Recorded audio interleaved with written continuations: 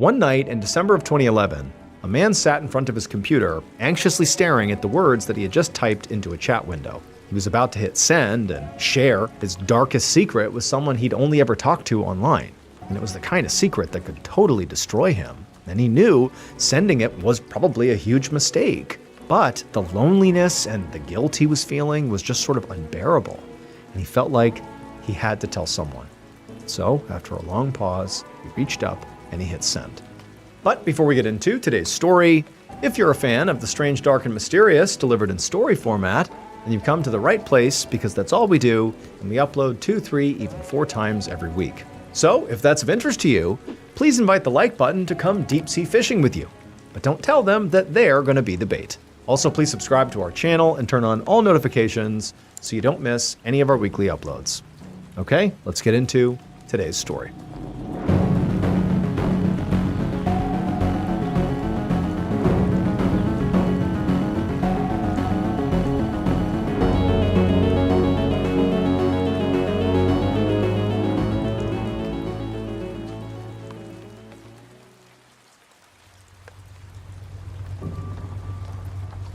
On the afternoon of Wednesday, November 17, 2010, a 54-year-old woman named Diane Zaleski pulled her car into her driveway in Union Township, New Jersey, which is a small suburb of New York City. Diane was just about to get out of her car and go inside when her cell phone inside of her purse began to ring. She opened it up and she looked at her phone, and the caller ID said it was her sister-in-law, Debbie. So Diane picked it up and she said hello, and immediately Debbie asked her for a favor. She said that she needed someone to drive her to a doctor's appointment the next day, and she was wondering if Diane could do that. And Diane did not have to consult her calendar to know that her schedule tomorrow was wide open. Just a few months ago, she'd retired from her 17-year career as a legal secretary and then had moved to this particular neighborhood to be closer to her aging parents and her brother. And so her only job at the moment was helping out her family, which didn't take up all her time, and tomorrow she was free. So Diane told Debbie, that she'd see her tomorrow, and then the pair hung up. After that, Diane gathered up her things and got out of her car, and then as she was about to walk inside of her home, she stopped and just turned around and looked out at her new neighborhood. And it was really nice here. The block was full of all these beautiful homes and well-kept lawns. This was just a really nice place to live. And so as she was just, staring out at the scene, she saw the woman who lived across the street, her name was Mrs. Yearwood, dragging her garbage cans down to the curb. And so Diane, she waved to Mrs. Yearwood and smiled, and also made a mental note to ask Mrs. Yearwood if her son, whose name was Arnell, was free to shovel her, Diane's walkway tomorrow, because that night it was supposed to snow. Later that same night, sometime after 10 p.m., Diane was in bed with her laptop open, scrolling through messages on her online dating profile. Now, dating was sort of a normal part of Diane's life. She'd gone out with plenty of men over the years, and she still got hit on pretty aggressively at bars, and she'd even been proposed to once. But despite, meeting lots of men and liking quite a few of them, she just had never gotten married. These days, Diane met most of the men that she went on dates with online, like on a dating site. And on these sites, men seemed to always be messaging her to ask her out. And so far, of the men she actually wound up seeing, only a few had been creeps. And so over time, Diane had sort of cultivated this small roster of men that she kept in touch with and, would meet up with for dates. And so now Diane clicked on the profile for one of the men that was on her roster. It was a man named Kyle Porter, and she was just about to message him this very flirty message when she heard her doorbell downstairs ring. And when she heard this, she was sort of surprised because she definitely was not expecting anybody. But, she still obviously got out of bed and got herself together and headed downstairs to see who it was. And when she unlocked and opened the door, the person standing outside in the cold was somebody that she immediately recognized. Now, she really had no idea what they were doing here right now, but she told them to, come inside and then asked them, what's going on. And then this visitor started talking, and they would say something that Diane never expected.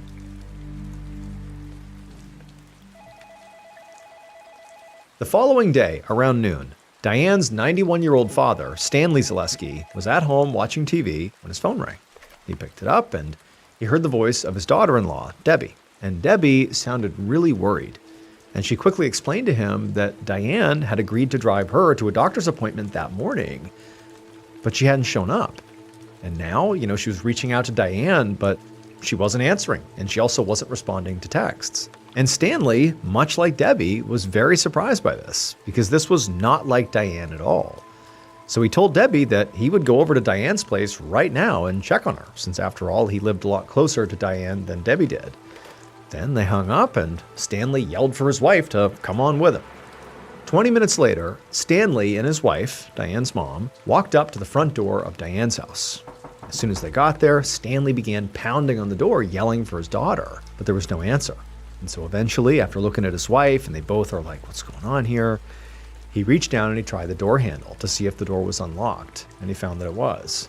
So he turned the handle and he just pushed the door open, and immediately his eyes were drawn to the ground inside the house, like right in the foyer, because it was all red.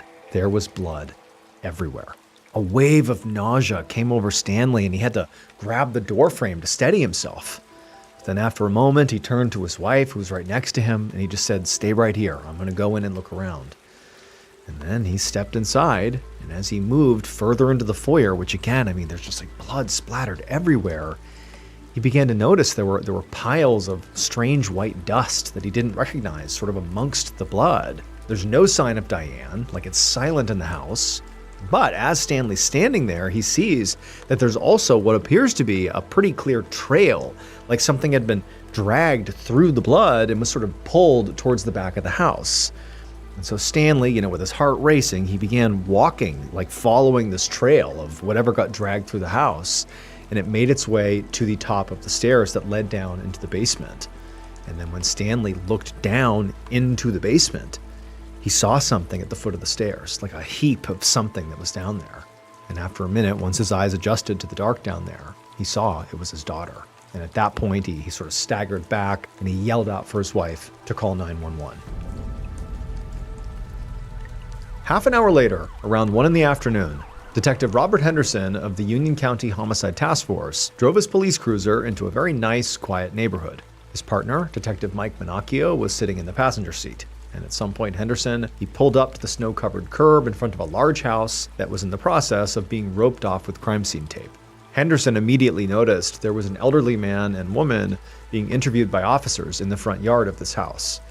And as soon as Detective Henderson and his partner got out of their cruiser, one of the officers who was out and about ran over to brief them on what the police knew so far. He explained that the elderly man and woman were the parents of the victim, Diane Zaleski. Diane lived alone, this was her home, and her parents had come over earlier and found her foyer covered in blood, and Diane was found lying dead at the bottom of the stairs in the basement. Henderson asked if there were any signs of a break-in or a robbery, and the officer said no, but he warned them that the scene inside the house was really unusual. It seemed like the killer, after killing Diane, had sort of been all over the house, clearly taking a lot of time to both clean up and also contaminate the scene to make it harder for investigators. And when Henderson heard this, he sort of raised an eyebrow, because in his experience, most killers tried to get away from the crime scene as quickly as possible. They wouldn't just linger like that. And so at this point, Henderson turned to Minacchio and was like, how do you want to split this up here? And Minacchio said he would stay and interview Diane's parents. That way Henderson could go inside and inspect the rest of the crime scene.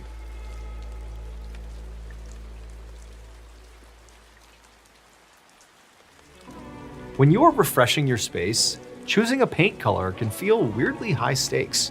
Will that seafoam green that you loved online look more like split pea soup on your walls?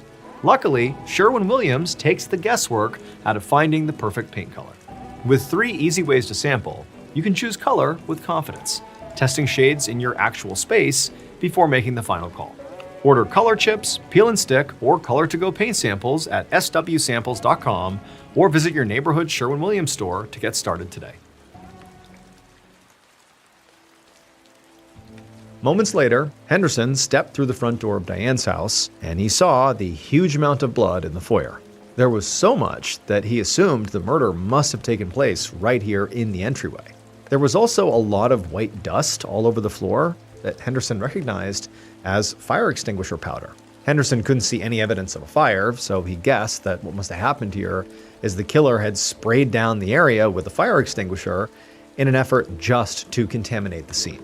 Henderson noticed there was a trail of blood that sort of left the entryway and headed towards the back of the house. And so he followed it through the hallway into the kitchen. And in there, he saw forensic techs standing around the kitchen sink, which was full of all the soapy water. And as he walked in, Henderson, one of the techs pulled a woman's wallet out of the sink and then set it open on the counter to dry. Henderson walked over to check the ID and saw that it was Diane's wallet. And so this was obviously very weird, but it got even weirder when the forensics tech reached back into the water and then fished out something else, a TV remote.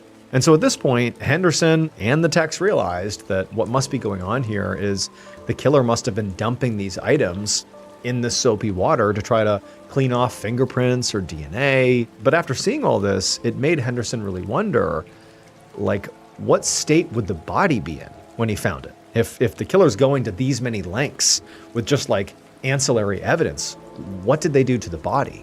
And so after chatting with the techs for a few minutes about how strange this whole thing was, Henderson turned and continued following that trail of blood on the ground, and it led him to the door that went down to the basement. And so he looked down into the basement, and he saw at the foot of the stairs there was a forensic specialist taking photos of Diane's body, which was, right at the foot of the stairs. When Henderson went down there and actually got a look at Diane's body, I mean, he had been bracing for, her body to be in pretty rough shape, considering what he had seen upstairs, but he was still taken aback by just how violently Diane clearly had been attacked. Her torso, her neck, and her face were covered in literally more stab wounds than he could even count. And then as Henderson leaned in even closer, he saw there were additional bruises on Diane's face and pretty clear defensive marks on her limbs that told him that there had definitely been a pretty big struggle. Also, some of Diane's clothes had been removed, which made Henderson wonder if Diane had been sexually assaulted. And as awful as that obviously is, if that was the case, the upshot was that there was a good chance the killer's DNA could be recovered from her body. However, at the same time Henderson is thinking this, he began to notice a very harsh chemical smell that was clearly coming from Diane's body. And that's when he spotted a bottle of toilet cleaner that was right nearby, and he realized that the killer must have dragged Diane's body down here and then splashed it with chemicals in yet another attempt to destroy evidence. And so at this point, Henderson was getting pretty worried, because the killer clearly had taken a lot of steps to cover their tracks. And if they had done a thorough enough job and the police couldn't find any usable fingerprints or DNA, they'd be relying primarily on witnesses, which are not necessarily hugely reliable. So Henderson just really hoped that was not going to be the case here. But if it was, he just prayed that someone in the neighborhood had seen something. 10 minutes later, Henderson walked down the icy sidewalk, canvassing the neighborhood with his partner, Detective Manacchio. And as they walked, Manacchio filled Henderson in on the talk that he had just had with Diane's parents. What he'd learned was that Diane had recently moved to this neighborhood and that she also dated a lot, mostly men that she met online. And the fact that she dated a lot of people certainly caught Henderson's attention, because all the evidence that they had found so far in Diane's house suggested that she had been killed by somebody she knew. There were no signs of forced entry, and there was evidence of a long, very deliberate cleanup. So the killer had clearly felt comfortable enough to stick around after the murder and had probably known Diane was single, so they were not going to be interrupted. And so Henderson sort of filed these thoughts away as he and his partner arrived at the next house on the block. Henderson knocked, and a moment later, an elderly woman answered the door. And at that point, Henderson explained about Diane's murder, and then he asked her if she had seen anything suspicious around Diane's place the previous day. Cars parked outside, or strange people coming and going, anything. Now, this woman was immediately startled by the news of a murder in this neighborhood. That definitely was the primary reaction she had. But, she quickly recovered and said that no, she hadn't seen anything. However, she did remember seeing some kids playing in the yard across the street from Diane's, so maybe they had seen something. Moments later, Henderson and Manacchio stood on the front porch of the house that was directly across the street from Diane's, and they were speaking to a woman in her 50s who'd introduced herself as Mrs. Yearwood. When Henderson explained about the murder across the street, Mrs. Yearwood gasped and said that, she hadn't known Diane particularly well. I mean, she was new to the neighborhood, but she had always been so friendly to her and her family, and in fact, Diane had even paid Mrs. Yearwood's son to help with some small chores around her house. At this point, Henderson sort of, shifted the conversation and just got to the point. He told her that he had heard that there had been some kids playing outside this house the previous day. And were the kids home? Because he really wanted to speak to them to see if they had maybe heard or seen anything strange on Diane's property the day before. Mrs. Yearwood immediately nodded and turned around and walked into the back of the house, and then a moment later came back with an 11-year-old boy who looked very nervous. And so Henderson, to disarm him, immediately knelt down and touched him on the shoulder and just said, "Look, we're trying to catch a bad guy." And then Henderson pointed across the street and asked the boy had he seen anything strange at Diane's house the day before. The boy, at this point, looked past Henderson over at Diane's house and then back at Henderson, and he just shook his head and said no. And at this point, Henderson, he felt his stomach sink, because with a deeply contaminated crime scene and apparently no good witnesses, this case was already off to a horrible start. Around noon the following day, December 19th, Detective Henderson sat in his office reading through Diane Zaleski's autopsy report. He'd been anxiously waiting for this file all morning, but unfortunately it did not contain much information that he had not already guessed. Diane's time of death was estimated to be between 10 p.m. and 1 a.m., so 11 to 14 hours before her parents found her body. She had been strangled and beaten and also stabbed more than 40 times. The damage was so severe, the medical examiner couldn't actually say which injury killed her. And also the knife that was used in the attack had never been found. They also couldn't tell if Diane had been sexually assaulted, because the chemicals that had been splashed on her body had destroyed any DNA the killer might have left behind. The forensics team also had not pulled any usable fingerprints from the house, thanks to the killer's cleanup efforts. But they did find something that was even better. There were a few drops of fresh blood at the crime scene that did not match Diane's DNA, and early tests showed that they came from an adult male. Now, it was possible that this blood was from someone other than the killer, but Henderson didn't think so. There had clearly been some sort of a struggle between the killer and Diane, so it seemed likely that Diane had managed to wound the killer and maybe draw blood, and maybe this was it. And so now, the game had changed. Henderson's next task would be to collect DNA samples from all the men closest to Diane and compare them to this fresh blood at the crime scene. Now, the digital forensics team had Diane's laptop, and they were working really hard to try to access her online dating profile to try to figure out who she'd been chatting with, because those were definitely some people they might want to compare DNA with. But while Henderson, thought that was great, he wasn't going to wait. He felt like he needed to move on this right now, and he figured if he wanted some answers about who Diane was potentially dating or seeing, or maybe who some of her exes were, he actually knew where he could go to start.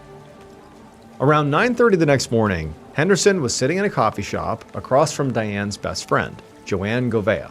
Joanne was clearly still processing the murder, and at the moment, she really seemed more angry than anything else. But she told Henderson that she would help any way she could, and that she did know all about the men who were in Diane's life. But of all her romantic partners, there was really only one who concerned her. His name was Mike Prunell, and according to Joanne, he'd been Diane's landlord years ago. After Diane had moved into his building, he'd started showering her with gifts and bugging her to go out with him, and they had ended up dating for a while, but when Diane ended things, Mike had been furious, and Diane had actually had to move to a new place just to get away from him. Now, this obviously got Henderson's attention, and he made a mental note to find Mike as soon as possible. But there was another name that he wanted to ask Joanne about as well.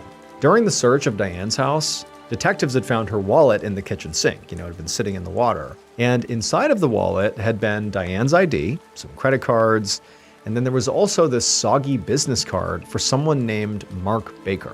And so Henderson asked if Joanne recognized that name. And Joanne said, "Yeah, I do." She said Diane had met Mark Baker at a bar, and they had talked and exchanged contact info, but Joanne didn't know if they'd ever actually followed up. And so Henderson and Joanne spoke for a bit longer, and then eventually they wrapped it up, and Henderson thanked Joanne for the help. And then as he was leaving, he decided that, he really needed to speak to both Mark and Mike, but he would start with Mark because he had his business card. Later that afternoon, Henderson led Mark Baker into the police station's interview room. He offered Mark a seat and a bottle of water, which Mark accepted before asking, what's going on? What is this all about? Mark definitely was pretty annoyed to have been asked to come down here in the middle of the workday with, virtually no explanation. So Henderson decided to just get straight to it. He explained that he was investigating a murder. Then he pulled out a photo of Diane, put it on the table, and slid it over to Mark. Now, as Henderson did this, he was sort of studying Mark for any sort of reaction when he saw Diane's picture. But Mark just sort of glanced at the photo and then back up at Henderson, and he said, "Am I supposed to know who this is?" And this totally caught Henderson off guard. Henderson told him that the woman's name was Diane, and he knew that Mark had met her at a bar not that long ago. But Mark just shook his head and insisted that that had not happened. He said he definitely didn't know Diane, and he also would not have chatted her up anywhere, because she apparently was not the kind of, quote, target he usually went for. And that word, target, sort of hung in the air very uneasily between them for a long time. And then eventually Henderson just sort of, cleared his throat and asked if Mark would be willing to give a DNA sample. And Mark flat out refused. But this only made Henderson even more determined to get a sample. Now, he couldn't force it without a warrant, but he had another idea. Mark had been drinking from that water bottle that he had given him when he first came in, and he just hoped if Mark left it behind, Henderson could scoop it up and send it off for testing. So he told Mark that he was free to go. But Henderson was disappointed when Mark did not throw the bottle away. Instead, he put the cap back on, pocketed the bottle, and he left. Now, Henderson obviously couldn't prove this, but just from the looks of it, the decision to take the bottle like that, it felt deliberate. And it reminded him of just how careful Diane's killer had been to remove forensic evidence from the crime scene. So he gave Mark a few seconds head start, and then eventually Henderson got up and actually followed Mark out of the station, but kept his distance so that he wouldn't notice he was behind him. And Henderson very carefully trailed Mark all the way down the block. And then at some point, when Mark stopped and sort of looked around for a moment, Henderson froze until he realized Mark was just checking street signs. And then, Mark just kept on walking and Henderson kept on trailing until eventually Mark pulled out that bottle and he chucked it onto the ground. And then as soon as Mark had walked down the road, turned the corner, and disappeared, Henderson ran over, put on a rubber glove, picked up that bottle, and went right back to the police station. And then as soon as he got there, he put it inside of an evidence bag and he sent it off to the crime lab for testing. That evening, around 6 p.m., Henderson was sitting at his desk, staring at his computer screen in total frustration. He was reading the results of a database search for Diane's ex-boyfriend and former landlord, Mike Purnell, and he was running into a problem. Henderson could not find anybody with that name. A moment later, Henderson heard a knock at his door, and he called for whoever it was to come on in. And then when the door opened, he saw his partner, Detective Minacchio, standing there with a middle-aged man. And Minacchio explained that this guy was Diane's brother, Ron Zaleski, and he was here to give whatever information he could about Diane's personal life. And Henderson immediately perked up because he realized that, Ron very likely knew Diane's ex-boyfriends and any current boyfriends. So as they sat down, Henderson asked him if he remembered a man named Mike Purnell. And Ron immediately paused and looked really surprised, and then said, yeah, he knows exactly who Mike is. Because at one point, Mike had actually asked their father for his blessing to marry Diane. According to Ron, none of the family had been in love with that idea, because Mike had seemed like a really shady guy. In fact, he had such a long rap sheet that he didn't even go by his real name.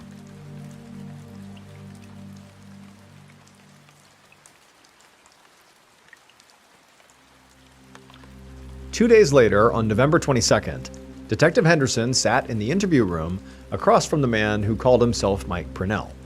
His real name was Lou Hubbard, and at this point, Henderson knew that amongst his rap sheet was a conviction for domestic violence against his ex-wife.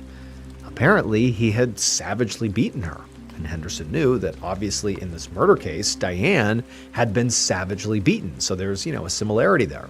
Now, Henderson had not told Lou that they knew his real name, and he also hadn't told Lou why he was even here, and Lou hadn't asked. And at the moment, Lou was just sort of leaning back in his chair, sort of like making light of this whole thing, like it was totally hilarious that he was being held inside of a police station. At some point, Henderson asked Lou where he had been on November 17th, and Lou just sort of shrugged and said he couldn't remember anything about that day, like it didn't stand out at all to him. At this point, Henderson pulled out that photo of Diane and he slid it across the table to Lou. And Lou, he just glanced at it and then slid it back across the table and said he had no idea who that was. And to Henderson, this was just completely unbelievable, like literally not believable. Because he knew that Lou had literally proposed to Diane, this woman in the photo. So there was no way he did not recognize her. He had to be lying. At this point, Henderson stood up from the table and he looked at Lou and said, "If you want to keep playing dumb, that's fine." Then he stood up and he walked over to the door, he opened it up, and he yelled out for his partner, Detective Minacchio, to bring him the file on Lou. And then a moment later, Minacchio ran down the hall, he handed over the file, and then Henderson went back to the table. Henderson, calm as could be, opened up the file and then began telling Lou that, "I know your name's not Mike Purnell. It's Lou Hubbard. I know all about you. I know that at one point you were going to propose or did propose to this woman, Diane, the one in the photo, the one you claim not to know. We know all about it. We know about your criminal record, your domestic violence conviction. We know all about it." At this point, Lou's entire demeanor had changed. It was like he knew he'd been caught. And he just nodded and said, yeah, he knows who she is. And he also said that he had seen on TV that she had been murdered, but he swore he didn't do it. Now, Henderson really didn't believe the guy because he's just caught him lying. But he told him, hey, if you really didn't do it, there's an easy way to prove that. Give us a DNA sample, like literally right now. And after a long pause, Lou agreed. Around 8 a.m. the next morning, November 23rd, Detective Henderson was working at his desk when his phone rang. When he looked at the caller ID and he saw the extension, he knew it was the crime lab. And he assumed they must be calling to confirm receipt of Mark Baker and Lou Hubbard's DNA samples they had sent over. But when Henderson answered, the analyst on the line explained they were actually calling with an update from Digital Forensics.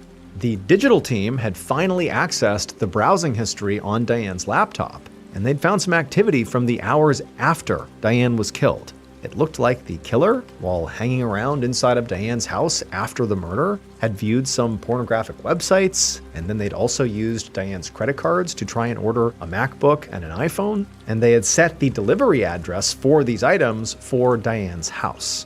Now, Henderson was sort of taken aback by all of this, but what stood out was, well, if they're ordering these items to the scene of the crime, it means they planned on coming back to the scene of the crime. But there was also more.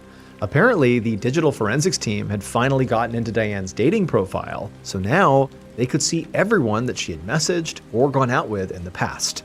And there were literally dozens and dozens of names. And so when Henderson heard that, he knew that now, there were all these new suspects, dozens of them. They would have to swab and question every one of those men. And so now the case had just totally exploded. Around noon on December 2nd, 2010, so about 2 weeks after Diane's murder, Detective Henderson sat in his car outside of an office building in Newark, New Jersey, watching the front entrance. He'd been there all morning, waiting for a worker whose name was Kyle Porter. Kyle was one of the men that Diane had been messaging with online before she was killed. Henderson had already spoken to him over the phone, and Kyle had actually confirmed that he had been to Diane's house just a few weeks before the murder. But what really made Henderson suspicious of Kyle was just the fact that he had refused to submit a DNA sample, even after Henderson explained that doing so would help clear him as a suspect. So now, as Henderson finally saw Kyle step out of the building and head for the parking lot, Henderson got out of his car and literally ran over to intercept him. And as he did, Henderson flashed his badge, and Kyle for a second looked like he maybe wanted to run, but instead he just sort of stammered that he was going to be late for his lunch meeting, sort of suggesting I can't talk to you right now. But Henderson had not waited around all morning just to leave empty-handed here. So he told Kyle that he could either give a sample right now and be on his way, or they could talk again when Henderson came back with a warrant for Kyle's arrest. And Kyle seemed terrified by that idea, so he sighed and said, okay, I'll give you a sample. 4 days later, on the morning of December 6th, Henderson was out jogging before his shift when his cell phone rang. He saw that it was the crime lab calling, so he stopped what he was doing and he answered the call. A forensic analyst from the lab was on the line, and he explained that he was calling because they just finished with the first batch of Henderson's blood samples. This batch included the samples for Mark Baker, the man who Henderson had to secretly trail just to pick up his water bottle, as well as Diane's ex-boyfriend, Lou Hubbard, aka Mike Purnell, and also Kyle Porter, the man she had met through online dating who, only after being threatened with arrest, offered up his DNA swab. And so Henderson held his breath as this analyst read off the results. And not one of them matched the blood sample from the crime scene. For a moment, Henderson thought there really had to be a mistake here, because all three of those men had been so suspicious and so uncooperative. Now, he'd always known that, the crime scene blood that he had tested their samples against maybe wasn't from the killer. But if that was true, then Henderson was really in trouble, because it meant that after all this, he had nothing. Now, the blood from the crime scene had already been tested against the state's DNA bank, and there had been no matches. And now he's got no matches here with these three suspects, and so Henderson knew he really had no choice but to keep finding and testing more suspects. And in the next few weeks and then months, he went through this process over and over, interviewing and obtaining DNA samples from the men in Diane's dating profile history and her email contacts, basically every man who had anything to do with her. He went out and interviewed and tested. In fact, over the next year, the detectives conducted more than 100 interviews and took over 80 DNA samples. One by one, they all turned into dead ends. One morning in December of 2011, Detective Henderson was at his desk on the phone following up about a tip about Diane's case. So a month earlier, on the anniversary of Diane's death, the local news had aired a big special on the case. And then since then, the police station had been flooded with people calling in various tips. And so now, Henderson and Minacchio had had their hands full following up on all these tips, but so far they had gone nowhere. And so Henderson thanked the person he was on the phone with, even though he sort of knew that what they were telling him was not going to be useful. Then he hung up and let out a frustrated sigh. He was starting to think that he had been totally wrong at the start of this murder. That Diane's killer was not someone she knew, but maybe a random intruder who would be even harder to catch. Or even worse would be, maybe the blood they had been testing all of these suspects against for the last year, that blood maybe didn't even belong to the killer. But just then, Minacchio burst into the office and he had a big grin on his face. And he said he had just gotten a call from this woman who had a story that Henderson needed to hear. Minacchio at this point just handed Henderson his cell phone, and so Henderson put the phone to his ear, and sure enough, there was a woman on the line. And this woman explained that she had an online friend that she spoke with all the time. Now, they'd never actually met in person, but they were still pretty close. And they told each other practically everything. And a few days ago, this online friend of hers had sent a very disturbing message where they openly admitted that they had killed Diane Zaleski. And when this woman told Henderson the actual name of this online friend of hers, he was so confused. But then it was like all at once, the world came crashing down around him, because he realized that over a year ago, on the very first day he'd begun investigating Diane's murder, he had made a huge mistake.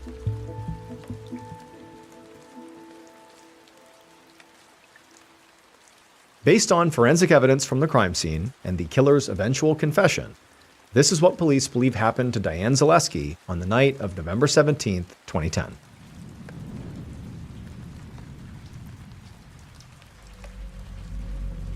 The killer was very nervous as they knocked on Diane's front door, because even though they had been here before, tonight was going to be different.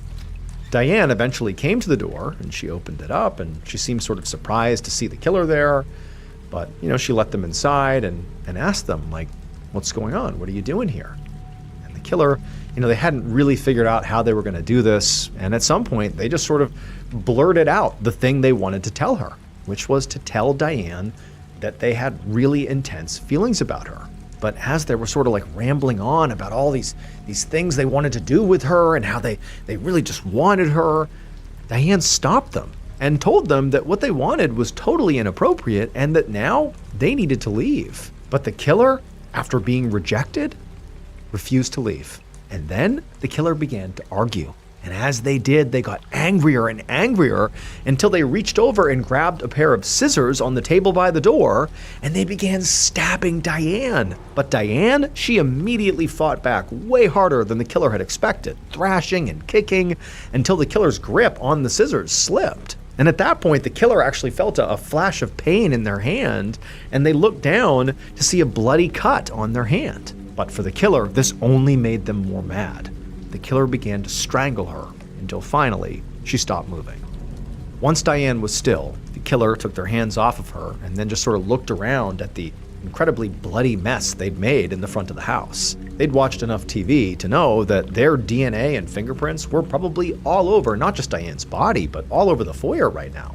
But they also knew that Diane, she lived alone, which meant that nobody was coming home anytime soon, and so they felt like they had plenty of time to clean up this mess.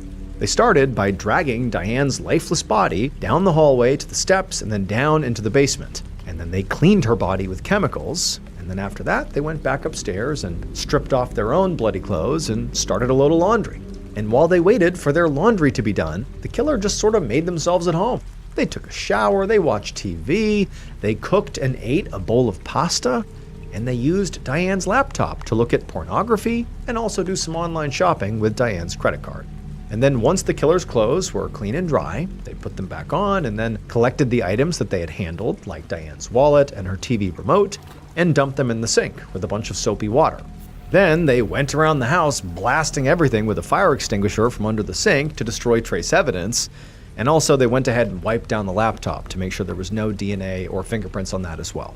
And then finally, sometime in the early hours of the morning after the murder, the killer, after having done all they could, they just casually walked out the door into the falling snow and crossed the street and went into their mother's house. Because the killer was Arnell Yearwood, Diane's neighbor's son.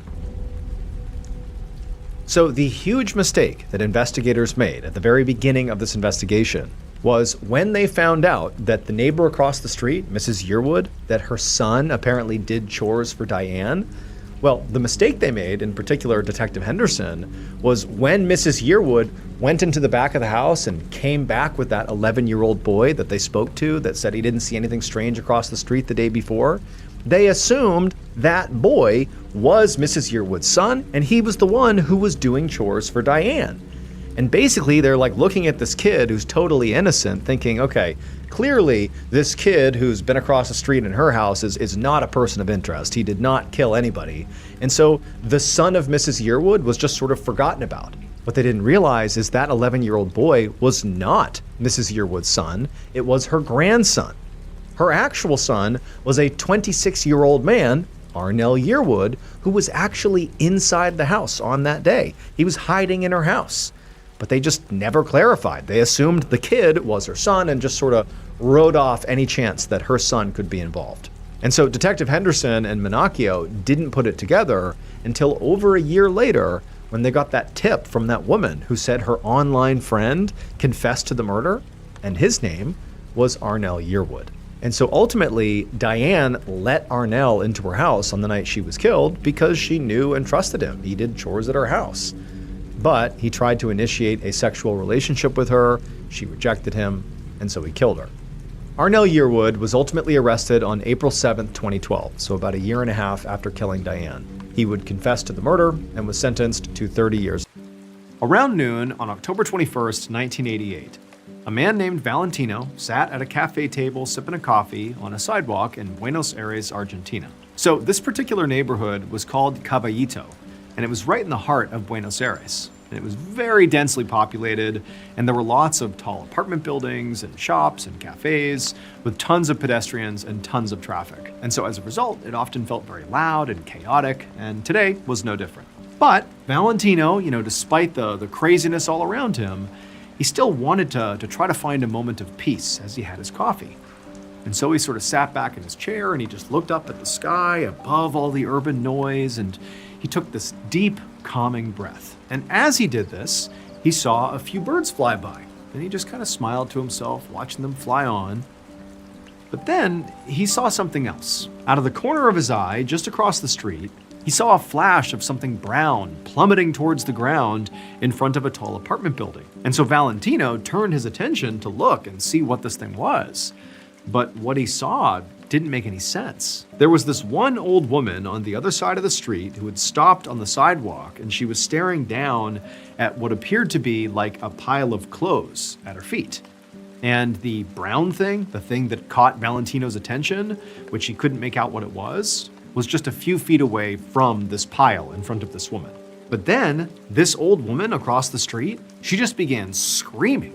And that's when Valentino realized that what he thought was like a pile of clothes at her feet was actually like a person, like a heap of a person on the ground. It was another old woman, and she was completely motionless on the ground. And so Valentino, he's shocked by what he's seeing. He's trying to make sense of it, and he's seeing again now, knowing it's a person on the ground and seeing this brown thing over here, and he's thinking, was that flash of brown, like that brown thing falling and striking this woman who's now motionless on the ground? Is that what happened? And as Valentino is sort of coming up with theories about what he's even looking at, it seemed like at the same time, the entire bustling neighborhood all around him also, just for a moment, stopped and just sort of paid attention to whatever madness was happening over there, as they too were trying to piece together what happened. But then, that brief moment of almost relative calm just completely dissipated, and the street once again descended into total chaos. Passerby and locals started shouting and racing over to the woman on the ground to help her, and very quickly, this woman and the other woman who was screaming was completely surrounded by this huge crowd. And Valentino, for his part, he felt very shaken by what he was seeing. And, just thinking about the fact that he might have seen effectively this woman get destroyed by whatever this brown thing was. He did see that flash of brown. And so he's sort of traumatized. And he's also, he's thinking he doesn't want to contribute to the pandemonium over there by running over to join the massive throng of people trying to figure out what happened. And so instead, he just stayed at his cafe table, with his coffee, and just watched as this crowd continued to build across the road. Finally, Valentino heard sirens, and he knew that meant an ambulance had to be close. But for some reason, even though he knew that was like objectively a good thing, help was on the way, maybe they can save this woman on the ground, he doesn't know. Even though he felt like he should feel relieved now that professionals are going to show up, they're going to clear the crowd, they're going to handle this, he just couldn't calm down. Like he literally couldn't stop.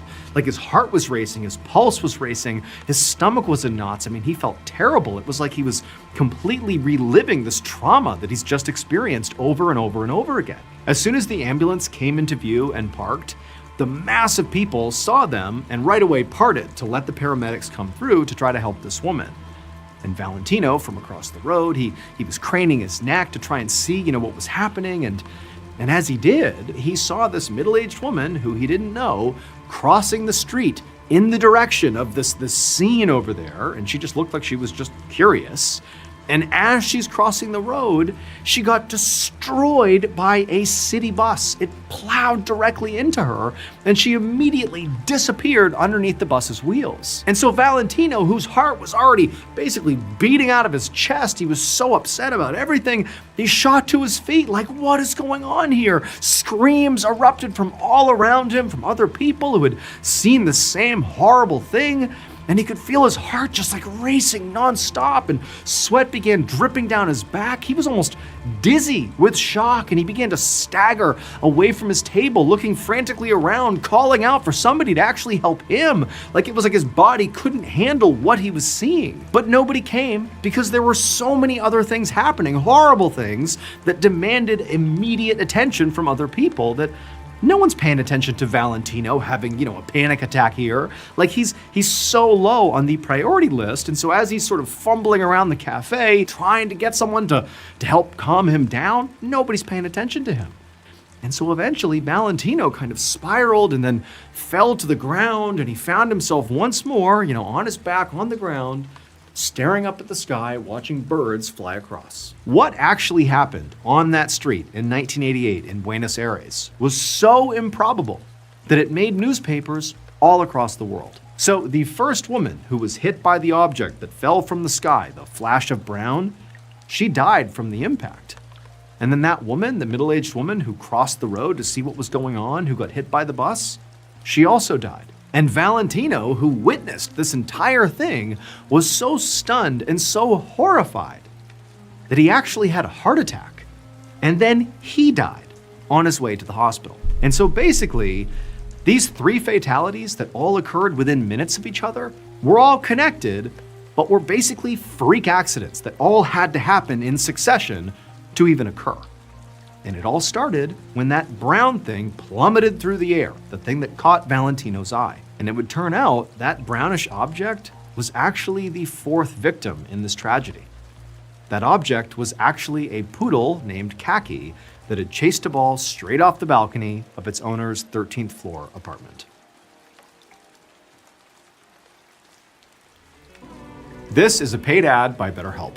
It's normal to long for a time when, connection felt easy and being close to people didn't take so much effort.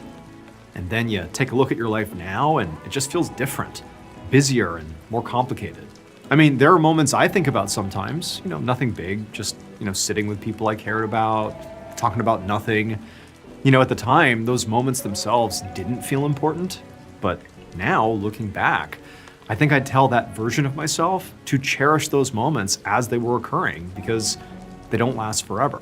And so someday, the relationships you have today may be the ones you wish you had held on to a little bit tighter.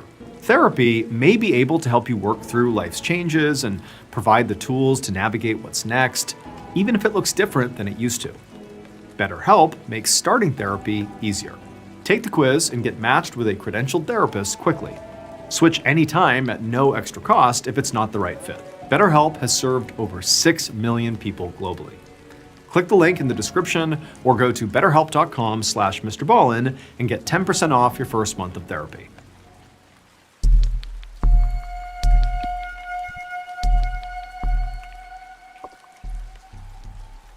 At 3 a.m. on Sunday, December 24th, 1967, 26-year-old Sammy Brown Jr. sped in his car down a road called Seal Road in Phoenix City, Alabama, with a police siren blaring right behind him. So Sammy was in trouble.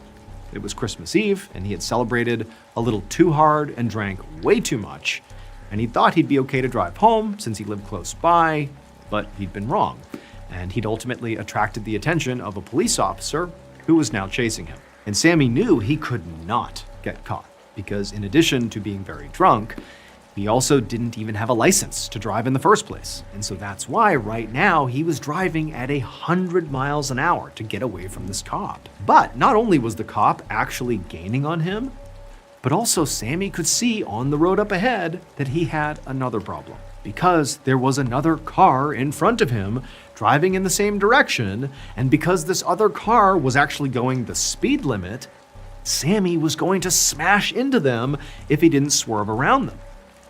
But this was not a highway where Sammy could just easily change lanes. It was a local 2-lane road. So Sammy knew that if he wanted to swerve around this car, he would have to swerve into the oncoming traffic lane. But since Sammy kind of looked and didn't see any other cars in that lane, he just decided to go for it and pray that he got lucky. So Sammy cut his wheel and tried to swerve around this slower car. But again, Sammy is extremely drunk. He's being chased by this cop who's gaining on him, so his anxiety is spiking. He's going so fast.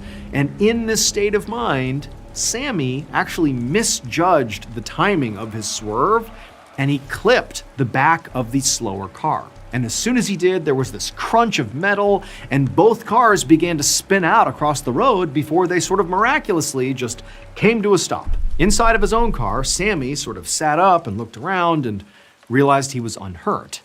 And then when he looked out the window, he could see the driver of the other car, a man in his 60s, slowly get out and walk to his bumper to inspect the damage. And when Sammy saw this, he realized that despite how bad of a situation he was in, he actually had gotten very lucky. I mean, not only was he alive, but the man he had just hit going nearly 100 miles an hour also appeared to not just be alive, but basically seemed okay. Following the crash, Sammy expected to have some pretty harsh consequences. And he was charged for reckless driving and also driving without a license. But, sort of amazingly, his lucky streak actually would continue because despite the charges, he didn't actually have to serve any jail time. He just had to pay a couple of fines, which meant Sammy really did not learn his lesson. And so over a year later, on April 13th, 1969, Sammy once again spent all of his Saturday night drinking, and then at about 1:30 a.m. on Sunday morning, he got into that same car, which he still did not have a license to drive, and then he once again sped down Seal Road, the same road he got arrested on last December. And, wouldn't you know it, just like the last time, he saw a car ahead of him in his lane going too slow, and he decided to go around it. This time, however, he was not being chased by police, so he was not nearly as frantic or anxious. So he began shifting lanes much further away from this slower car. And when he moved into the opposing traffic lane because of the distance he had given himself, he didn't clip the car in front of him. And for a split second, he felt an intense rush of satisfaction, because this was just more proof to Sammy that he was just an incredibly lucky guy.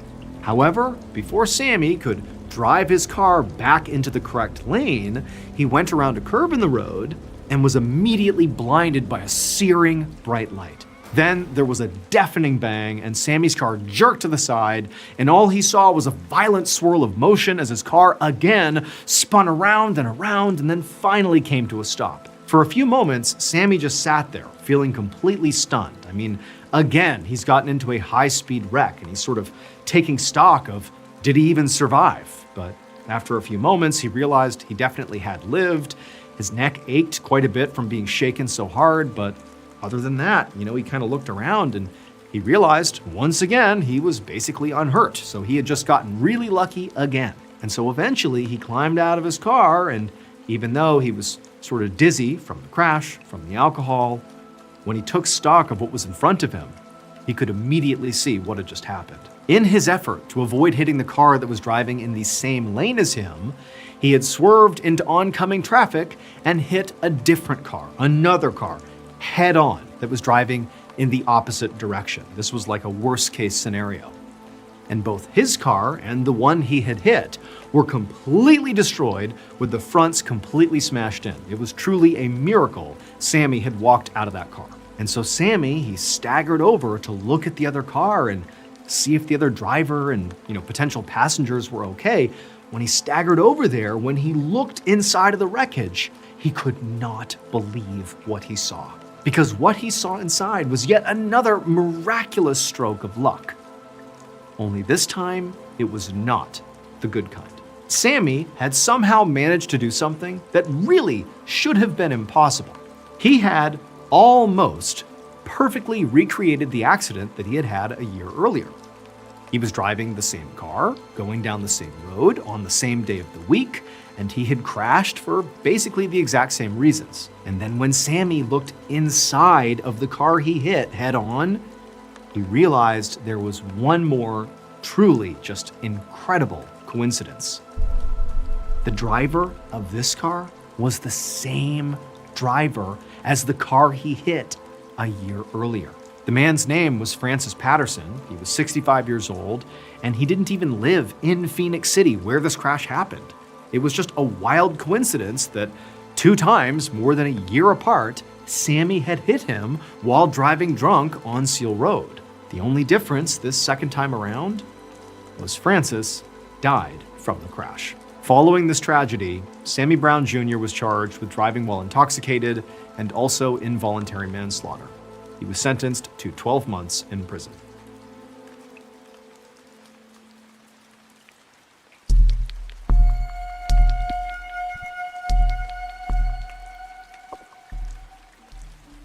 On a Sunday night in early 1805, a 13-year-old boy named Emile Deschamps sat at a table full of adults in a house in Orléans, France. Now, Emile was supposed to be having dinner with all the other boys at his boarding school across the city, but his aunt had picked him up as a surprise for a home-cooked meal.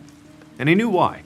His aunt was worried about him. So Emile's parents had sent him to this boarding school in Orléans a few years ago, but he hated the city, and basically right after he got there, his mother had died. And so Emile had really had a difficult time adjusting, and he felt lonely and isolated, and his aunt was definitely aware of that. And so tonight, Emile was very grateful that his aunt, because, she kind of felt bad for him, had brought him here to include him in this dinner, like he appreciated that. But this particular dinner was just full of adults that he didn't know, and it was just incredibly boring. In fact, right now, one of his aunt's middle-aged friends, this guy whose name was Monsieur Fonciabue, was just rambling on and on about his experience in the military, and, Emile was just not remotely interested. I mean, this was not exciting to him in the least. And so he did what he always did, just sort of tune this guy out and let his mind wander. Because Emile had like this really big imagination, and he would routinely, especially when he was, lonely and sad at school, he would just kind of disappear into his own thoughts. But quickly, after he sort of began letting his mind wander, he was pulled right back to reality when his aunt set the dessert down right in the middle of the table. So this dessert was a brown, sauce-drenched cake-like thing that was actually wrapped in a cloth and was piping hot, literally steam coming off of it. And Emile, he just kind of stared at it because he had never seen a dessert like this before and had no idea what it was. And so as he was staring at it, he heard a voice at the table say, "Oh, it was plum pudding, and Emile, you should try this." Emile looked over at the voice who had said this, and it belonged to Monsieur de Fontainebleau, who was smiling at him. This is the guy who had been rambling about his military experience. And the Monsieur repeated that Emile really needed to try a slice of this plum pudding because it was an amazing traditional English dessert, and it was just absolutely delicious. So Emile let his aunt cut him a slice, and then he took a bite. And he was glad he did, because it really was incredible. It was this rich and sweet and just perfectly warm dessert. I mean, this was like one of the best desserts he had ever had. And so after trying this plum pudding and, telling the Monsieur how great it was and thanking his aunt, he just kind of went back to letting his mind wander, and the conversation at the table picked back up again, and, it was just boring adult talk, and the night just kind of continued as is. And then at some point in the night, when the meal and the dessert and everything had all been eaten up, the guests parted ways, and Emile went back to his boarding school. And quickly, when he got back to his boarding school, he forgot about the dinner and the pudding and the Monsieur, and just carried on with his life. One afternoon, 10 years later, in the spring of 1815, Emile was 23 years old, and he was living in Paris, about 80 miles away from Orléans. So Emile had basically fled Orléans as soon as he was old enough to strike out on his own. And once he had turned his big imagination into a blossoming career. He was now a poet and a playwright, and he was writing about these big, sweeping human experiences like love and chaos and how mysterious life can be. So Emile that day had basically been writing nonstop and had sort of lost track of time and sort of forgot to eat. And then suddenly he felt super hungry. And so now here he was out and about looking for something to eat. But he was so hungry that he decided he didn't even care where he went. I mean, normally he was picky about where he would eat lunch and dinner, but today he just wanted food. He didn't care where it was. And so he just randomly chose a cafe and went inside. It was a small space with a few customers sitting at some tables, and Emile just walked in and took a seat at an empty one. And quickly thereafter, a waitress came over and handed Emile a menu, and when he flipped it open, he was immediately drawn to the dessert section. He saw this cafe served plum pudding, the amazing English dessert that he had had a decade earlier at that dinner party with his aunt and the Monsieur. He had not had plum pudding from that day to now. It had been 10 years. He had just not had it, but he saw it on the menu, and he's like, oh my goodness, I gotta have plum pudding again. That was so good 10 years ago. I gotta have that experience again. And so Emile asked this waitress if he can have a slice of their plum pudding. And she just shook her head and said, I'm sorry, but the last piece we had, I actually just served it to the guy over there. Like, we don't have any more. And the waitress, she saw Emile react to this, and he was like so distraught. He's like, oh man, really? Like, there's no more? Are you serious? And the waitress could sense like he really, really wanted this plum pudding. And so she goes, well, hold on a minute. And she turns and she calls out to the gentleman that she had actually just given the last piece to, who was sitting in the corner of the cafe. And she calls to him and says, hey, would you mind sharing that last piece with this new guest here, with Emile? Because he wants a piece of this plum pudding. And so Emile kind of looks around the waitress in the direction of the person that she's speaking to, the guy with the actual plum pudding. And the guy who's sitting over there, he looks up, and wouldn't you know it, it's Monsieur de Fontainebleau, the same guy who was at the dinner party 10 years earlier, who encouraged Emile to eat plum pudding for the first time and only time in his whole life at that point. It's the same guy. Like, they're not even in Orléans, France. They're 80 miles away in Paris. And Emile, he's chosen a random cafe. He'd never been here before, and he just happened to see plum pudding on the menu. Like, what are the odds that it's the same guy and they're having plum pudding. Like the coincidence here is just unbelievable. And so Emile, he sort of says to the waitress, hold on a minute, I know him. And so Emile, he gets up and walks over to the monsieur, and he sits down next to him, and they're both like, this is crazy, it's been 10 years, and here we are, eating plum pudding together again. Like, what are the odds? And so for the next 15 minutes or so, the two men just caught up about their respective lives, they ate this plum pudding, and then at the end of it, they were like, all right, like, great, nice to see ya. And they both just went their separate ways, with the monsieur going back to whatever he does, and Emile going back to his writing. 38 years later, at 6 p.m. on a winter evening in 1853, Emile sat at a tea party in Paris, having a great time as he chatted with the other guests at his table. He'd been invited to this party by the hostess, who was a big admirer of his work.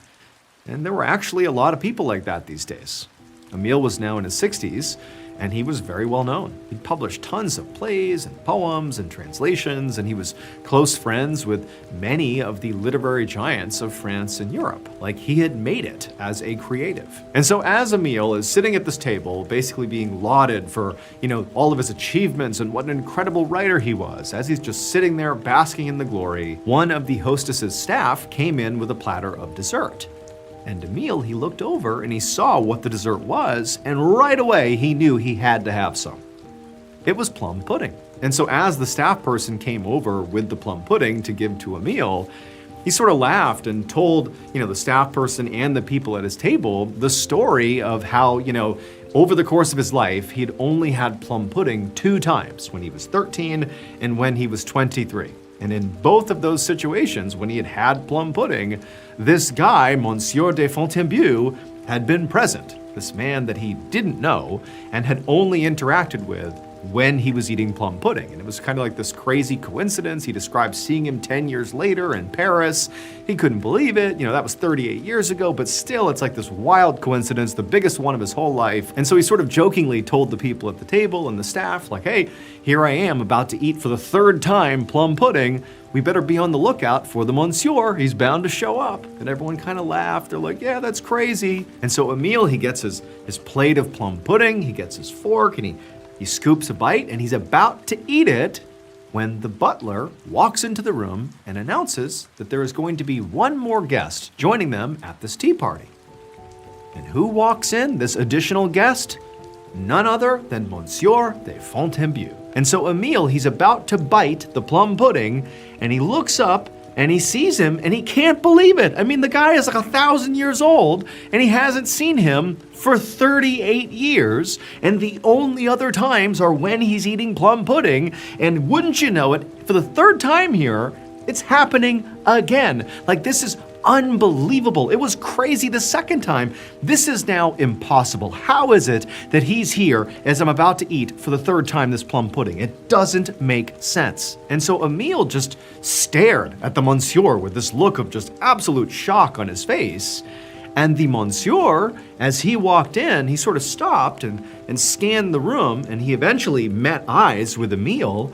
And he had this look of just total confusion on his face. He's looking at Emile, he's seeing the plum pudding that he's eating, kind of, scoping out the whole room. And then the monsieur, he just turned around and he walked away. It would turn out Monsieur de Fontainebleau had been invited to another party on the same floor and had mistakenly wandered into Emile's party at the exact moment he was being served plum pudding for the 3rd time in his entire life. This was truly just an astounding set of coincidences over, a 50-year period. Like, the odds of this all happening exactly as it did those 3 different times he had plum pudding and there was the monsieur, for things to line up that way, it was just staggering to imagine how perfectly each coincidence had to line up. It was almost so much that Emile felt like, there's got to be something else going on here. This can't just be coincidence. It was just like too much. And so, in fact, Emile would go on to recount his plum pudding and the monsieur story many, many times to his friends in literary circles, and he would ultimately write about it in his eventual memoir. Today, it's been around 200 years since the plum pudding events took place. And during that time, Emile's account has been dissected countless times by probability experts and scientists and mathematicians from all around the world. And nobody has a good answer for how this could have happened. And so in the end, Emil's account about what happened to him actually ended up becoming the foundation for a very famous philosophical concept pioneered by Carl Jung called synchronicity. Synchronicity basically means that some coincidences might not actually be coincidences. They might not be random at all, but instead are actually connected to a much larger meaning or purpose, even if we don't know what that is.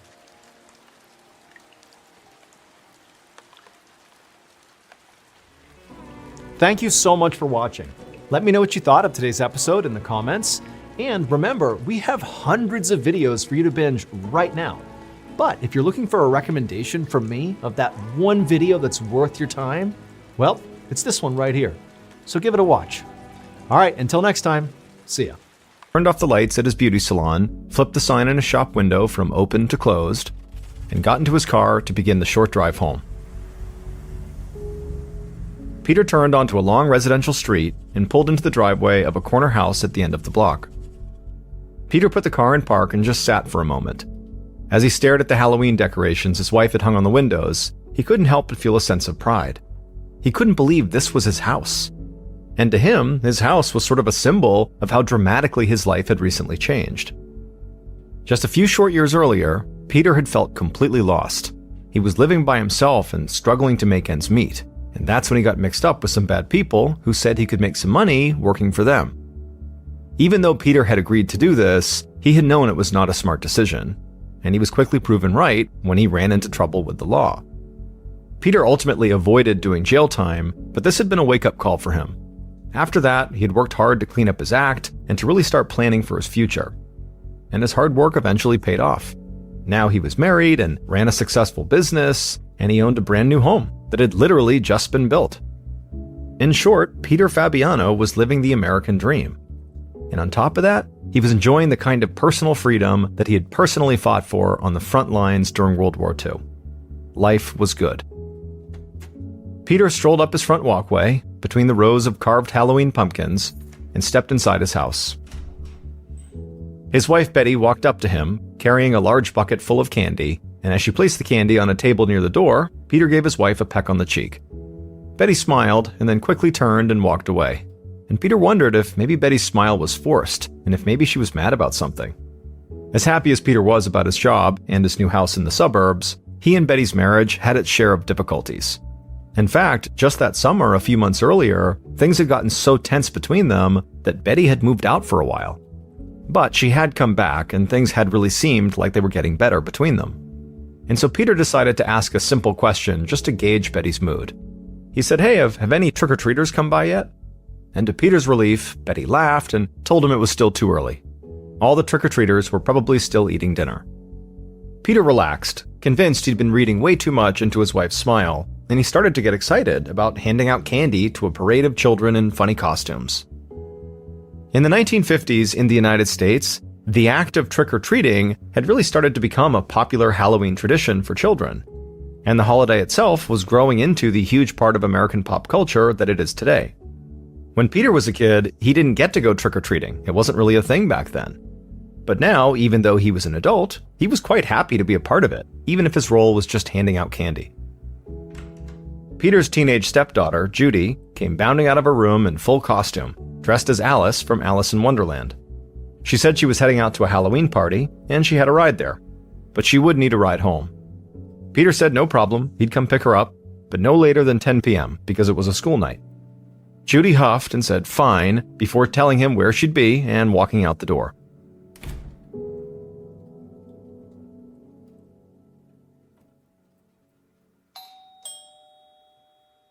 By 6 o'clock, shortly after Judy had left for her party, the sun was setting and the Fabiano's doorbell rang for the first time that night. Peter and Betty heard a chorus of young voices chanting "Trick or treat" from right outside the door. Betty smiled, put on her pointy black witch's hat, grabbed the bucket of candy by its handles, and opened up the door.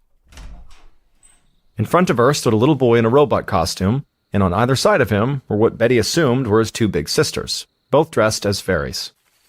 Betty reached into her bucket and grabbed as much candy as her hand could fit, and then dropped the candy into each of the kids' bags.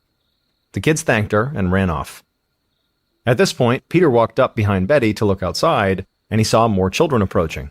And it looked like it was going to be a busy night.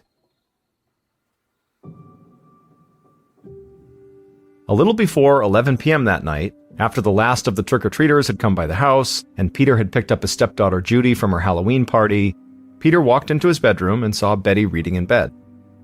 He slipped into his pajamas and yawned. He thought about how he and Betty would have to be up at the crack of dawn tomorrow to get Judy to school, and also then to open the 2 salons they ran for a full day of appointments. And so all Peter wanted to do was just collapse and go to sleep. And so Peter slid into bed with Betty, but then put her book down on the nightstand and she turned off the lamp. As the couple lay in bed, Peter remarked to Betty that this time of the year was exhausting. Betty agreed. Decorating, hosting, entertaining, these things were hard work. She said now that Halloween was over, they would have to start sending invitations for Thanksgiving. And then as soon as Thanksgiving was over, they wouldn't even have time to breathe before they'd have to start decorating for Christmas and planning their big Christmas party. Peter joked that maybe next year they should just board up their house for the holidays and take an extended vacation. Betty started to laugh, but before she could say anything else, their doorbell rang. Peter sat up, switched on the lamp, and looked at the clock. It was 11:15 p.m. He turned to Betty and said it seemed really strange that somebody would ring their doorbell so late. Betty thought it might just be a late trick-or-treater, even though more than 2 hours had passed since the last trick-or-treater had come by. Peter pushed himself out of bed.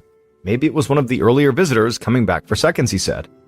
If so, it was their lucky night, because they still had more than enough candy to last through the new year. Peter put on his robe, stepped into his slippers, and began walking towards the front door. And as he did, the doorbell rang again. And this time, Peter heard "trick or treat" from a voice calling out from the other side of the door. And so Peter picked up the bucket of candy on the side table, reached for the doorknob, and pulled the front door open.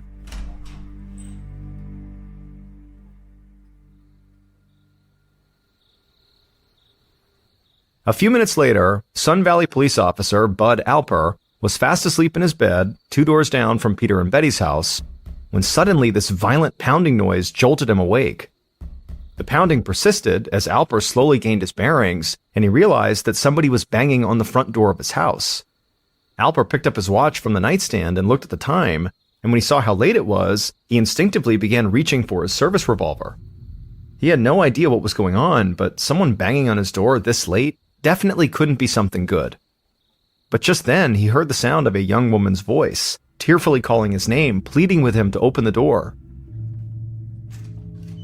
Alper opened his front door, and through bleary eyes, he saw his teenage neighbor, Judy, the daughter of Betty Fabiano, standing there in her nightgown with tears streaming down her cheeks. Judy begged Alper to help her. Her stepfather had been shot, she said. He was lying on the floor of their house, dying. Alper ran out of the house and followed Judy to her front door and stopped just outside the doorway. Alper saw Peter lying motionless on the floor, partially blocking the entrance to the house. Alper quickly stepped over him and darted inside the house, and he saw Betty, Peter's wife, standing frozen in the hallway with her hand over her mouth, looking like she was in shock. Alper asked where their phone was, and Judy pointed towards the kitchen.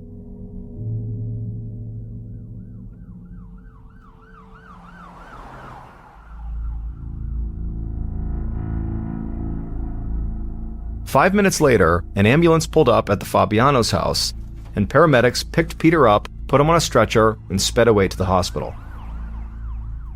Officer Bill Lehman of the Sun Valley Police Department parked his cruiser at the Fabiano house just as the ambulance left, and he walked up to the front door. Lehman greeted his fellow officer, Bud Alper, who was standing on the walkway in his pajama robe and lighting a cigarette.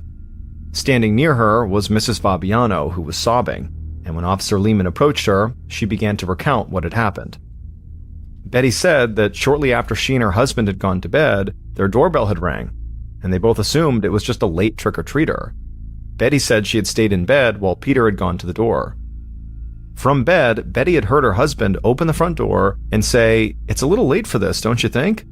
She then heard someone with a strange voice reply, "No," and a few seconds later, Betty heard a loud pop, followed by a thud. As Betty got out of bed and began running to the front of the house, she heard tires screeching and a car speeding away, and there, at the foot of the front door, she found her husband lying on the rug, bleeding from a wound in his chest. Betty told the officer that based on the tone of her husband's voice after he opened the door, she was pretty sure that whoever he was talking to at the door was an adult. And she could almost swear that the voice she heard in response to him sounded like a man impersonating a woman.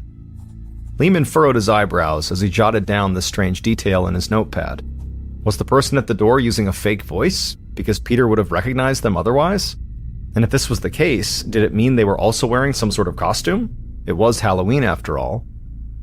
Lehman walked back to his cruiser, reached inside of it, and then returned to the front door with a small box. He placed the box over the doorbell and secured it there with some tape. That way nobody could touch it before crime scene investigators showed up to dust for prints. Officer Lehman turned to Betty and asked if she knew of anyone who might have wanted to hurt Peter or wanted Peter dead. Betty hesitated just for a second and then shook her head. She said she couldn't think of anybody. A short time later, homicide detective Pat Keeley rolled up to the Fabiano house and took over the investigation. Officer Lehman briefed Detective Keeley on the details of what had happened, and then Keeley approached Betty. He took off his hat, lowered his head a bit, and said he hated to have to tell her this, but her husband Peter never regained consciousness, and he was pronounced dead upon arrival at the hospital. Betty immediately broke down and began crying and hugged her daughter. Keeley stepped away to give the victim's grieving family members some space, and as the crime scene investigators showed up to process the scene, Keeley walked across the street to begin his neighborhood canvass.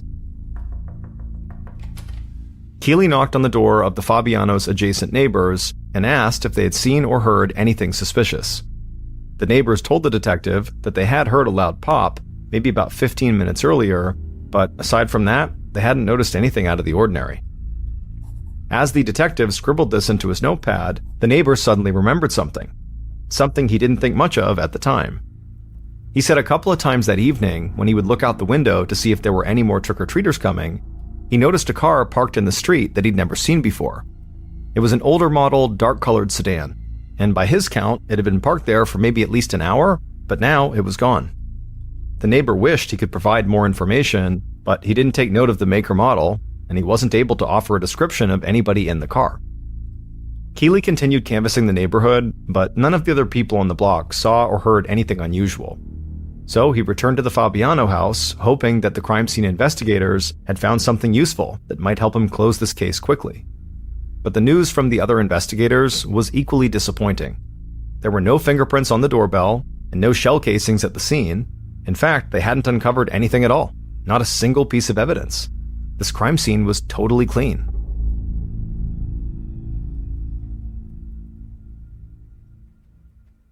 A little later that night, Keeley returned to his desk in the homicide department to begin writing up the report.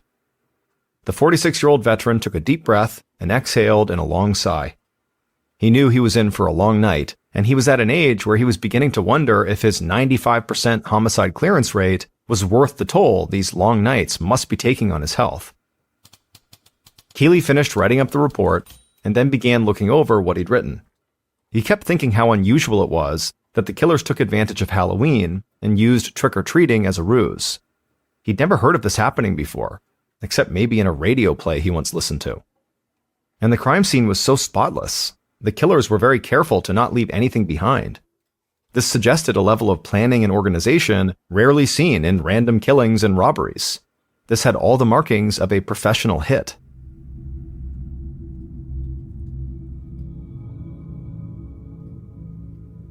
The day after the murder, Detective Keeley drove down to the Hall of Justice and made his way to the Records Division. He wanted to find out if Peter had any sort of criminal background or maybe a connection to the mob that might have led a professional hitman to show up at his door and kill him. Keeley asked the records clerk for anything he could dig up on a Peter R. Fabiano. The records clerk disappeared into a back room, and a short time later, he returned with a file and handed it to Keeley.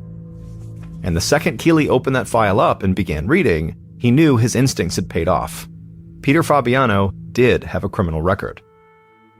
About 9 years earlier, Peter had been a bookie, which meant he was setting up gambling bets, taking bet money, and paying out winnings.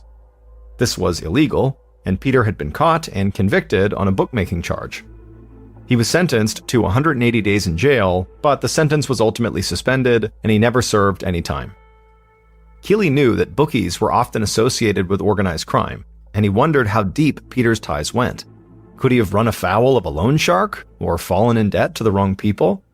Something like that would definitely support his professional killer theory. Detective Keeley spent the afternoon probing Peter's business records, his finances, his background, hoping to find other investigations and other shady dealings.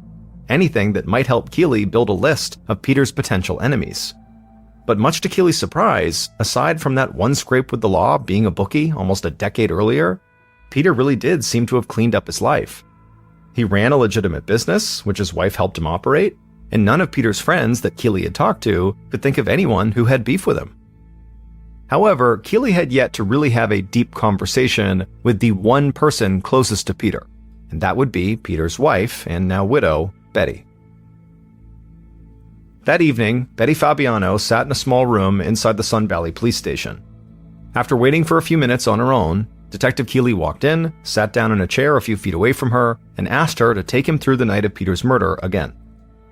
Betty started recounting everything that had happened that day, starting from when she had finished working at one of the two salons she and Peter owned. Peter, at the time, was working at the other salon. Keeley listened closely, looking for any inconsistencies between this version of events and the story Betty had told him when he had first come to her house. Keeley was not ready to write off the idea that a hired killer had shot Peter, but maybe it wasn't the mob that hired them. Maybe it was the victim's wife. But as Betty spoke, Keeley didn't catch anything that strayed too far from her original story. Still, that didn't necessarily mean anything. Some people were good at memorizing stories. And so Keeley asked Betty to tell him more about her marriage to Peter. Betty explained that she and Peter had been married for about 3 years. She had 2 kids from a previous marriage, and one of those kids, her daughter Judy, lived with them. Keeley asked if she and Peter had any problems in their marriage. Betty paused, then took a deep breath, and admitted that, yes, there had been some marital problems. She said their marriage had become pretty rocky earlier that year, to the point where they actually had separated for a couple of months. Betty had moved out of the house during that time and went to live with a friend. But in July, she and Peter had reconciled, and she had moved back in with him. Betty looked away for a minute and was silent, and then she turned back to Keeley and said there was someone he should know about, someone who might have had it out for Peter. Keeley leaned in and asked her why she hadn't said anything about this person when he talked to her at the house. Betty said she wasn't trying to hide anything. She'd been in total shock at the house, and she hadn't been able to think clearly.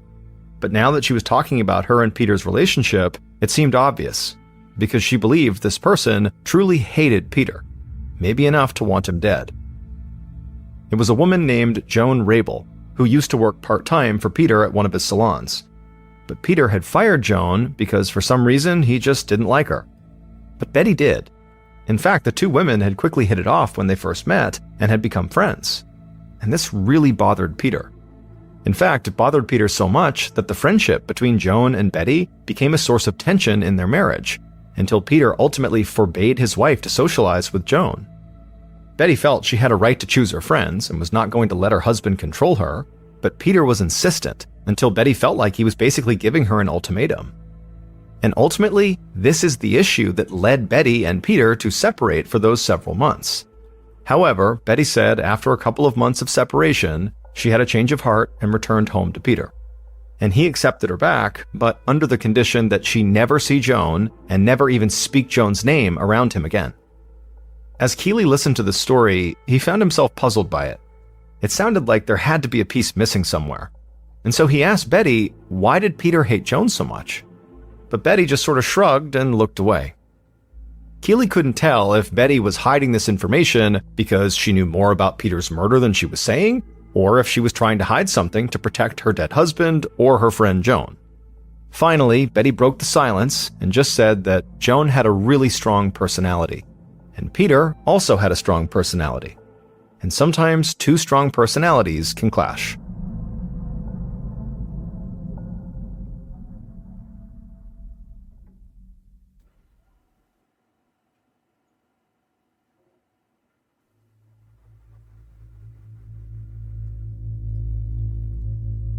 The next morning, 2 days after Peter's murder, Keeley and his partner decided to pay Joan a surprise visit.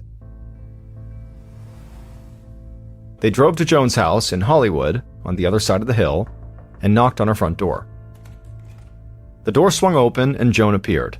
And as the detectives flashed their badges and said they were there to talk to her about Peter Fabiano, they watched Joan closely to see how she would react, whether she'd be nervous or surprised or something. But Joan just shook her head and looked down. She had already heard the news. How tragic, she said to the investigators. Keeley agreed and said it was tragic, but also her name had come up as a potential suspect, so they needed her to accompany them down to the station and answer some questions. Joan matter-of-factly just said, okay, and asked them to hold on a minute while she got her coat. And as she did that, the investigators shared a look, because honestly, this seemed really strange to them. In almost every homicide case they had ever worked, when somebody was told they were a potential suspect, they got scared or angry or had some kind of strong reaction.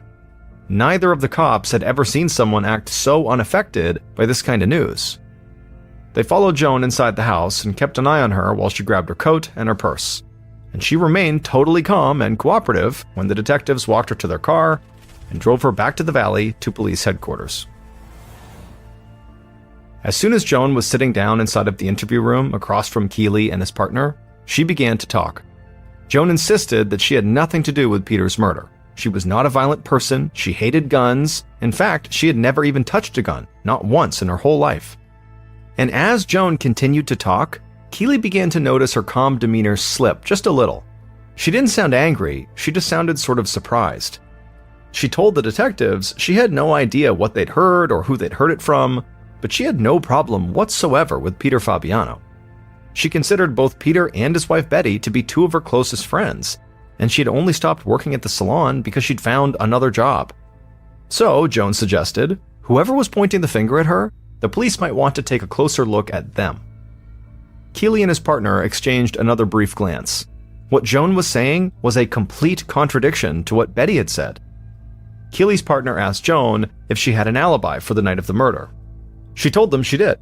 She said she had been home all night by herself, but her car had been parked in the front of her house in her driveway, and she was sure one of her neighbors could confirm that.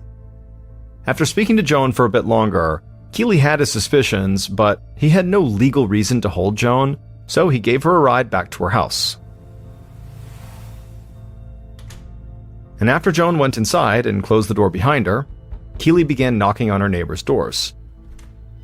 And several of them did confirm what Joan told detectives. On the night Peter died, Joan's car never left her driveway. And considering that her house was 12.5 miles away from the Fabiano house, it did seem likely if she was involved somehow in the murder that she would have had to drive there. Keeley returned to the station, went right to his desk, and shook his head in frustration. Less than 2 days into this investigation, and he felt as though the case was already reaching a dead end. Beyond Peter's brief stint as a bookie, nothing had come up that showed he still had ties to organized crime, or that he owed money to anybody. Betty and Joan had told him wildly different stories about Joan's relationship with Peter, so he figured one of them had to be lying. But the lie didn't have to mean they were connected to the murder. The lie could be for some personal reason. And at this point, there was no clear evidence pointing to either of the women.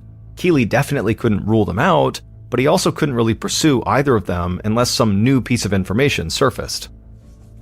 So Keeley picked up his case file and began scouring the dozen or so pages he'd put together so far, looking for anything he might have missed. But after an hour of studying the facts of the case, he put down the file and felt no closer to an answer. Keeley's nearly perfect homicide clearance rate, which was a great source of professional pride to him, seemed like it was about to take a hit.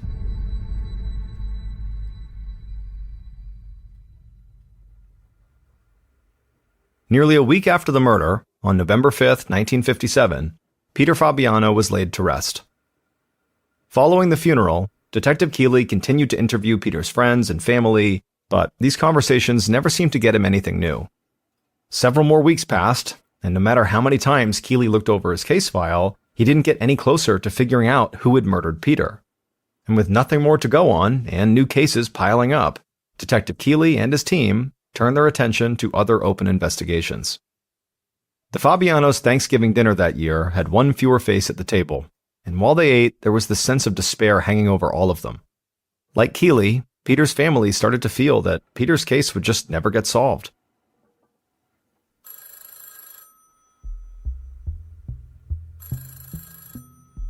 But on a day not long after Thanksgiving, in early December, the telephone rang at the Sun Valley Police Department. A muffled voice on the other end of the line told the dispatcher they had a tip in the Peter Fabiano case. The caller said that if investigators went to Bullock's department store in downtown Los Angeles and visited the area with the rented storage lockers, they would find a .38 caliber Smith & Wesson revolver. This was the gun that was used to kill Peter Fabiano. The caller then provided a locker number and then hung up without giving their name. The dispatcher took down the information and quickly passed it along to Detective Keeley. Keeley was skeptical that this tip would lead anywhere. Whenever a case was all over the news like this one, he usually got at least one call from somebody just looking for attention. Rarely was a vital piece of information just handed to him. It's never that easy. But Keeley was a diligent investigator who followed up on basically every single lead. And so far, the Fabiano case had offered very few. So this was something worth looking into. So Keeley and his partner drove to downtown Los Angeles, entered the Bullock's department store, and had the locker attendant open up the locker the tipster had indicated. And when Keeley looked inside that locker, he couldn't hide his excitement because there inside of it was in fact a .38 caliber Smith & Wesson revolver. Keeley asked the locker attendant whose name the locker had been rented under. The attendant opened a registration book, and when she read the name to Keeley, Keeley had never heard of them before. Keeley put the revolver into an evidence bag and drove it back to the station. He knew he would need to figure out where the gun came from, who the gun was registered to, and if the gun had ever been reported stolen. He also knew there was a good chance the locker had been rented under a false name, but he hoped the gun would still lead him to Peter's killer. So he called the state police and gave them the serial number of this gun. And within minutes, Keeley learned that the gun had been purchased on September 21st of that year, the month before the murder, from a gun shop in Pasadena, about 15 miles away. And the buyer of the gun was the very same person who rented the storage locker where the gun was found. This person had not used a fake name to get the gun or the locker. So Keeley could easily track them down, and he was now almost positive this person killed Peter. That evening, after obtaining a warrant, Detective Keeley and his partner arrested the person who had bought the gun and stored it in the locker. The detectives brought this person to the station and sat them down in the interrogation room, and as soon as the interview began, this person openly admitted to shooting Peter Fabiano.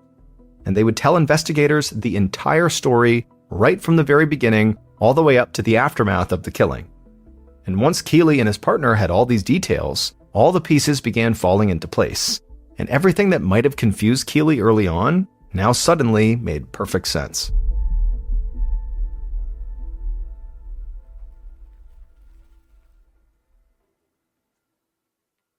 Based on the killer's confession and evidence gathered throughout the investigation, the following is a reconstruction of what police believe happened to Peter Fabiano on the night of October 31st, 1957.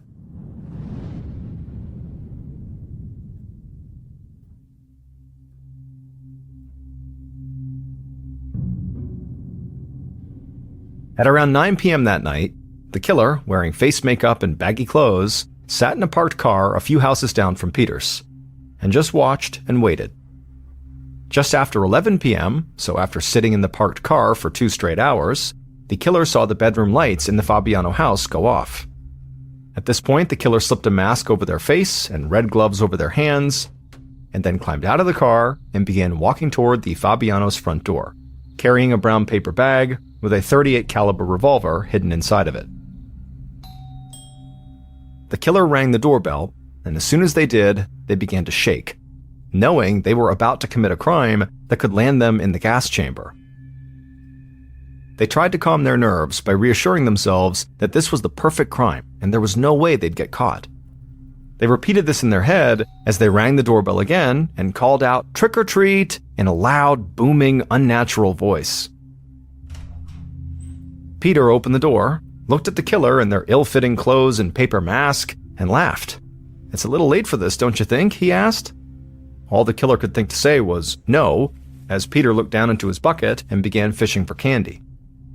With Peter's attention distracted for just a moment, the killer began raising the gun, which was still concealed inside the paper bag.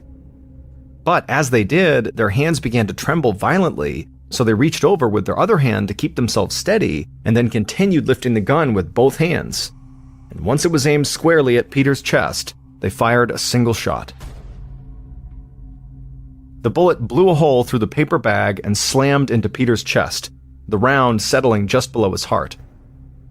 Peter looked up at the killer in horror and then clutched his chest as he fell to the ground. The killer immediately turned around, cut across the yard, and ran back to the car. When they got into the passenger seat, they were shaking and on the verge of tears. They couldn't believe they had just killed a man. But the killer then felt a hand on their shoulder. They turned to the driver's seat and saw the woman they loved had a smile on her face. The woman told the killer they had done everything just right. Then she hit the gas and sped away from the neighborhood.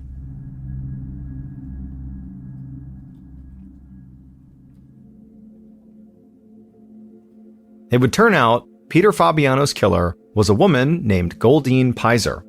She was a 42-year-old lab assistant at a children's hospital, and she had no direct connection to Peter Fabiano. In fact, she had never met him before the night she killed him. She only knew what Peter looked like because another person had driven her by the Fabiano house a week before Halloween and pointed him out.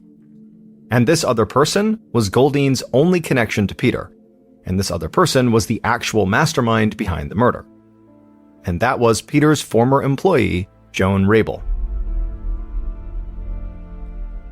It turned out that Joan and Peter's wife Betty had both lied to police about their relationship. Joan and Betty were not just friends, they were lovers.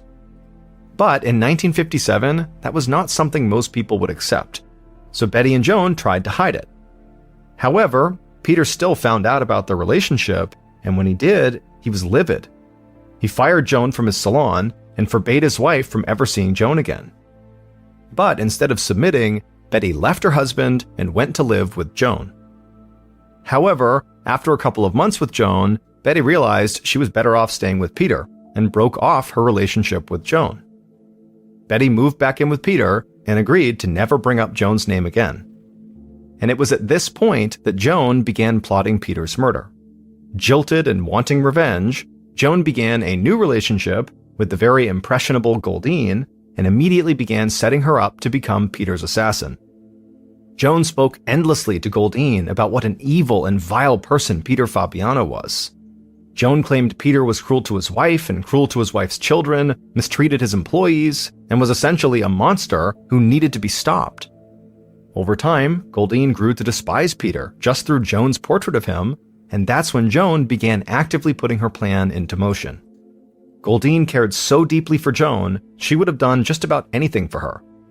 And so when she walked into that Pasadena gun shop on September 21st, she felt like she was doing a heroic thing. Once the two conspirators had their plan all worked out, they decided Halloween night was the best time to carry it out, because they knew Peter would be more likely to open his door to a stranger after a steady stream of trick-or-treaters had been to his house.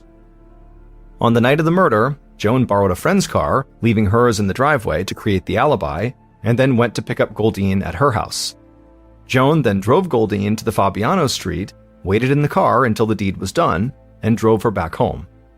At which point, Joan told Goldine to forget they ever knew each other and vanished from her life. Once Goldine realized she'd been used and manipulated by Joan, who didn't actually care about her, the hold that Joan had over her was broken. So when Detective Keeley got the anonymous tip and tracked Goldine down, she was more than willing to tell him everything. Joan Rabel and Goldine Pizer were both charged with first-degree murder. Both women initially pleaded not guilty, but eventually changed their pleas to guilty to the lesser charge of second-degree murder. Joan and Goldine received sentences of 5 years to life in prison. As for Peter's widow, Betty Fabiano, she was never charged with any crime because investigators were satisfied that she had nothing to do with her husband's murder.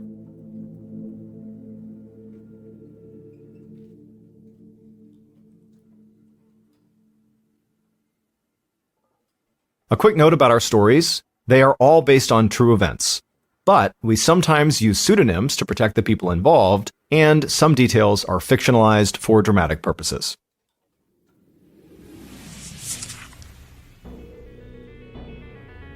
Thank you for listening to the Mr. Ballen podcast. If you enjoyed today's story and you're looking for more bone-chilling content, be sure to check out all of our studio's podcasts. this podcast, the Mr. Ballin podcast, and also Mr. Ballin's Medical Mysteries, Bedtime Stories, Wartime Stories, Run Fool, and Redacted. Just search for Ballin Studios wherever you get your podcasts to find all of these shows. To watch hundreds more stories just like the ones you heard today, head over to our YouTube channel, which is just called Mr. Ballin. So that's going to do it. I really appreciate your support. Until next time, see ya.